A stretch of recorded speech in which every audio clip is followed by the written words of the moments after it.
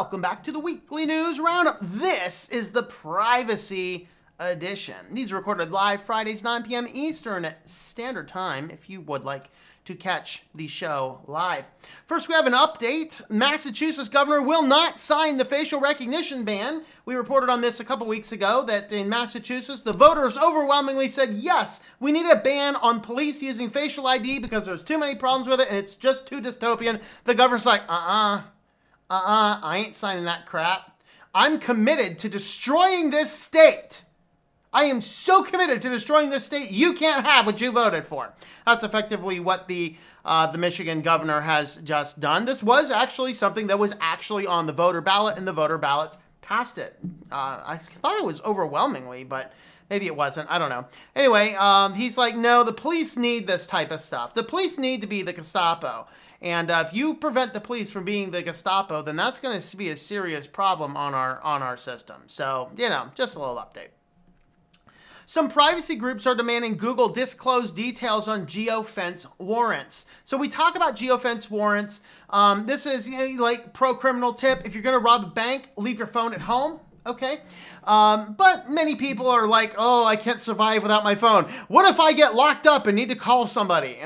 Whatever. So the Geofense warrants are when some crime happens in some specific region at some specific time, and the police are like, we have no leads. Hey, Google. Order unicorn meat, confirm. Oh, wait, I'm sorry, wrong device. But they're like, hey, Google, we would like to see a list and a record of all of the phones that have been in this location around this time. And then they start with this giant pool of people. Now, some courts and jurisdictions have ruled that these are completely unconstitutional because there is no merit. Just because you are in the vicinity of something going on does not mean you have anything to do with it. And so in this, there's been a lot of debate back and forth. Now, some privacy groups would like some information because Google releases the amount of times people have warrants coming out and things like this. But what happens here is that they're not releasing the Geofense warrant requests. They're not releasing keyword warrant requests. There's a lot of things that they're not actually releasing, and some privacy groups are really wanting more transparency on this, which makes sense because honestly, some people are actually getting caught up in this type of stuff for really no good reason. Well, the FTC is now kicking off privacy probes of 9 social media firms. As much as I am on board with investigating the social media firms, I'm like, at this point in time, what are we probing for now? At this point in time, it's just like these governments are just like, hey, give us money. Hey, give us money. Hey, it's a day ending in Y. Give us money. So I don't know exactly, because reading through this, I got the impression this is nothing more than a fishing expedition. But it's 2021. I can be on the side of the social media giants, right? Because it's 2021 and craziness is ensuing all around us. So how social media and streaming services collect and use and track and estimate or derive personal data or demographic information. How they determine which ads or other content is shown to consumers, whether they apply algorithms or data analytics to personal information, how they measure, promote, and research user engagement, how their practices affect children and teens. These are the things that they are asking about. So what about these? Well, we know these companies are doing it. Just stop using these companies, or at least get yourself nice and isolated away from them. Let's see, of all of these, I have a Twitch account that is logged in on one browser that I might use just for a couple little odds and ends. Obviously, Discord stays isolated inside of an isolated flat pack, only on 2 computers. I have it on the Mac, and then I have it on the main system. And I have the YouTube account, which again is nothing personal. I don't use it for anything personal. I don't access that on my phone or any other devices other than the specific devices that need it. Same thing goes with all of these different things here. But I'm not really seeing anything here other than, hey, for the children, and they must be doing bad stuff. Sure, I agree, they're doing bad stuff.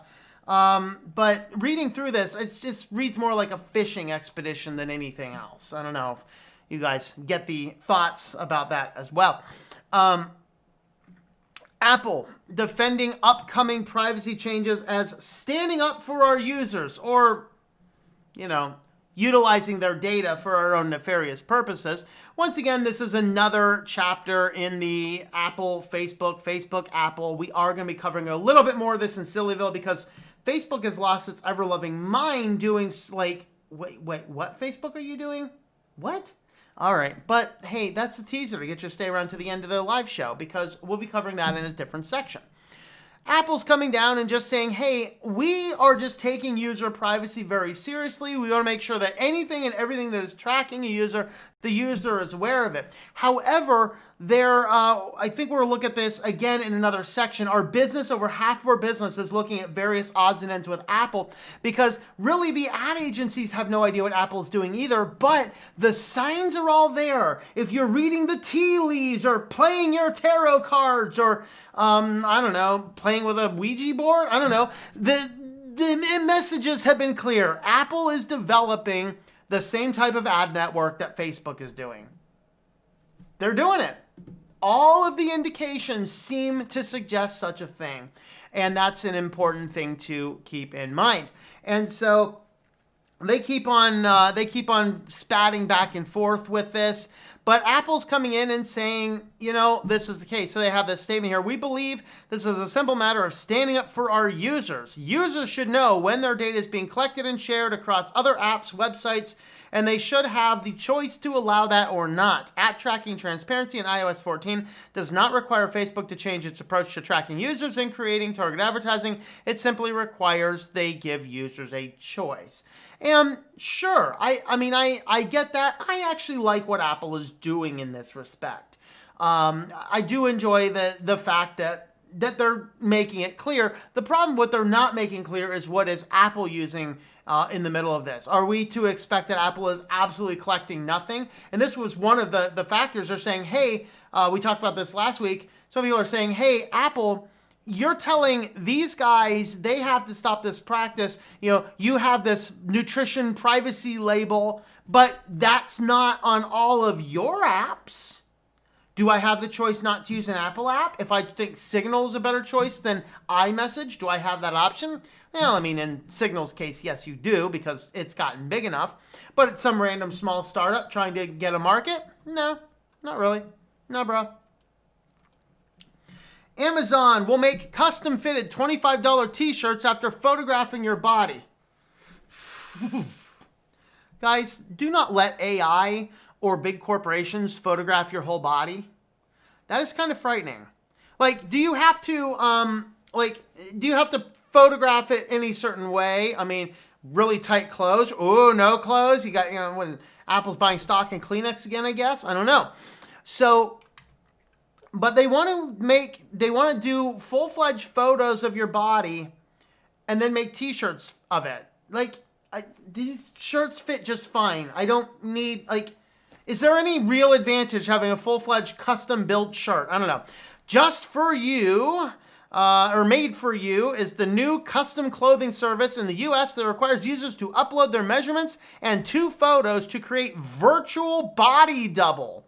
This will fit in very nicely in our smart tech section. So keep this in mind if you're watching this live or check out that video later on.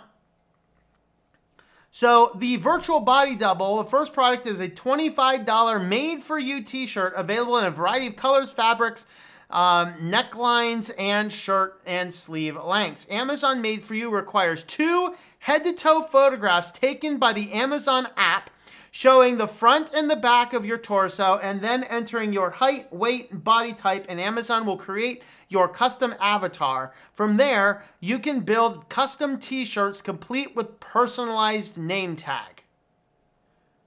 Hanes and a Sharpie will work just fine for me. I don't need that information going to Amazon. Guys, all of that stuff, your weekly reminder, go watch the Selfish Ledger. Apply it now to Amazon instead of Google. They're all doing it, guys. They're all doing it. That's right. They are after you, guys. Alexa the Unicorn is coming for your body dimensions now.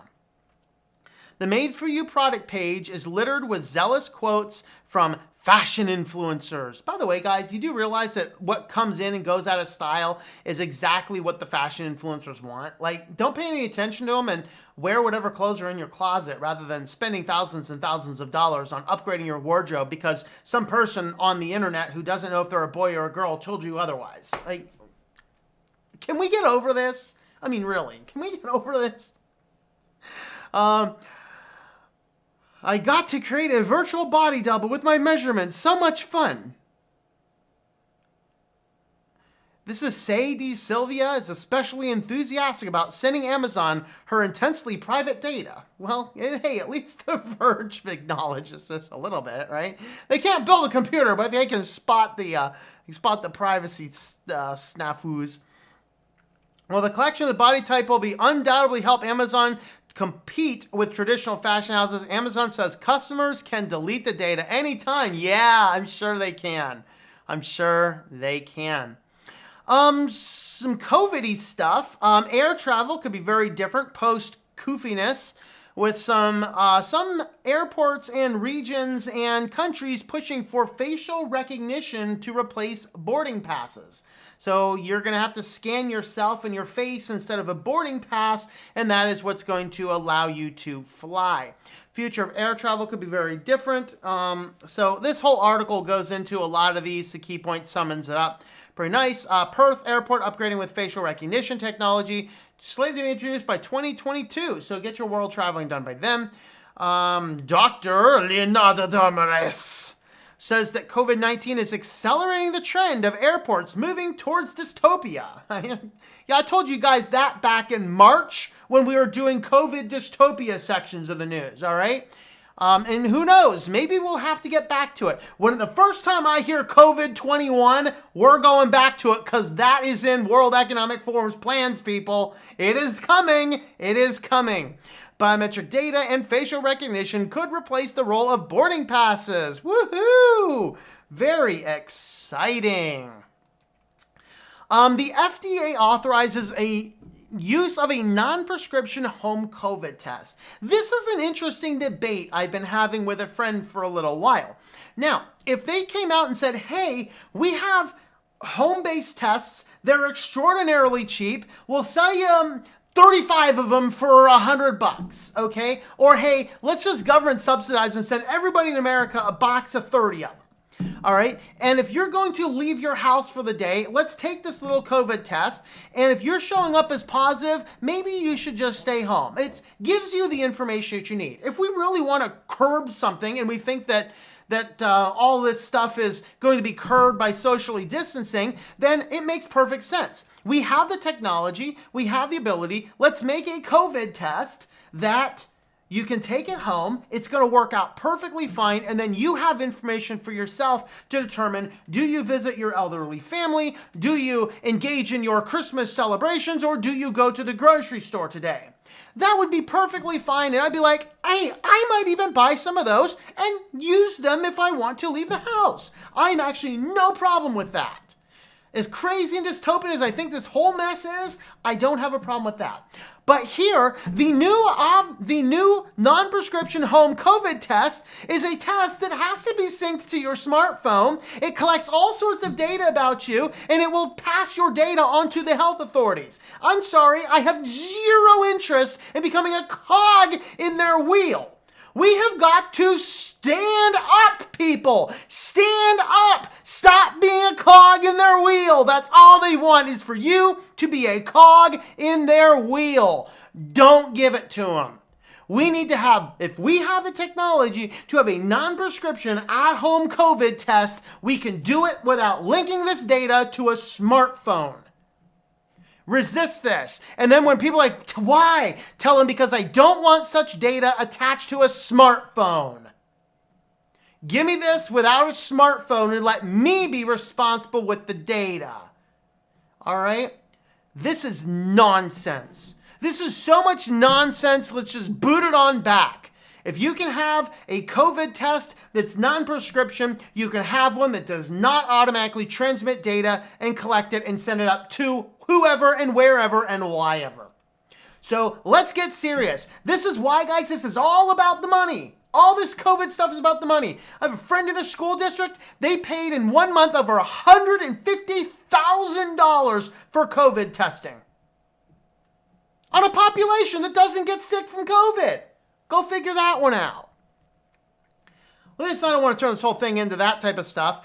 So let's go ahead and get into our final article for today. The schools are now buying the phone hacking techniques that the FBI uses to monitor your kids' phones.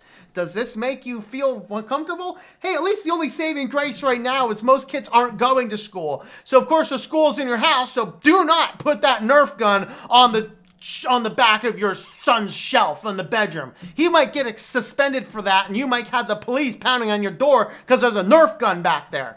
But anyway, you send them to school, and they got hacking tools, right?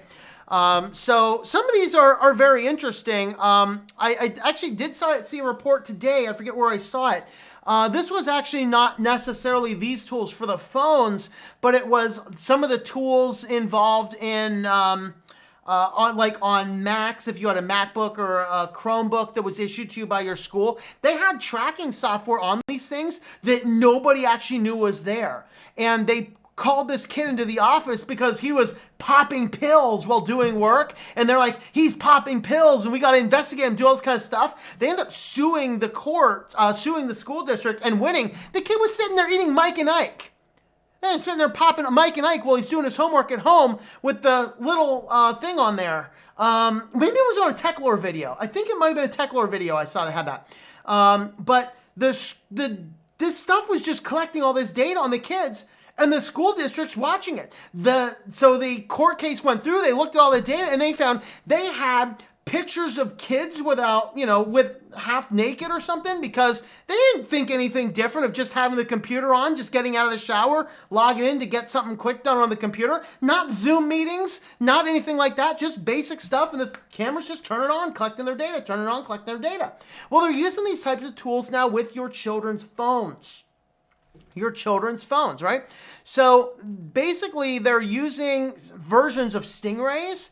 They're using the Celebrate UFED to recover deleted messages. Basically, they can come in without any warrant and just grab the kid's phone and plug it into the device and make a clone copy of the kid's device. And then they're kind of using this stuff. Now, looking through some of this, for some weird reason, the Supreme Court has ruled that kids don't have due process in the school, which makes zero sense because they should be afforded all of the constitutional rights of everybody else. You're telling them that because they're forced to go into a government-run institution that is run and funded entirely by the government, that they don't have a protection from unlawful searches and seizures inside of the government-funded school. I think that one needs to go back to the Supreme Court for another look. But that's what's happening. They're saying that this is perfectly lawful, so now these schools are buying these giant devices to surveil your kids' devices, utilizing the same technology the FBI is using to monitor everything. Guys, this is terrifying stuff. We need to take a stand, and we have to understand what is going on with the data inside of our schools. So think about that, guys. You got to think about that. So that's kind of what I wanted to mention on our privacy articles. You can help support the channel.